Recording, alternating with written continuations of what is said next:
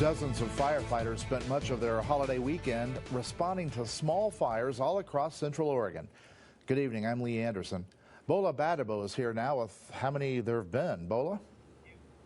Lee, small fires started popping up after the thunderstorm that rolled through the region Saturday. Fortunately, most of them have been contained.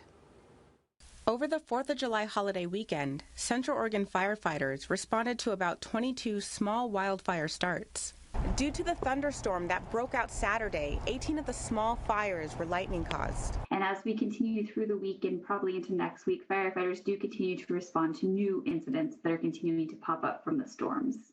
Jamie Oley says lightning typically strikes trees and vegetation, creating an impact of energy that causes these fires. So some of those may not pop up right away, and those are what we call holdover fires, and those will continue to pop up as the days start heating up and we get more radiant sun on those areas. The upside to the recent fires is that they're small and have been relatively easy to manage. 1/10 of an acre, a few of them have gotten a little bit larger, anywhere from 1/4 to 1/2 an acre, with a couple getting up to about 2 acres. The Central Oregon Fire Info recently tweeted that 1/2 an acre fire located south of Sheridan Mountain on the Deschutes National Forest has visible smoke and is being contained.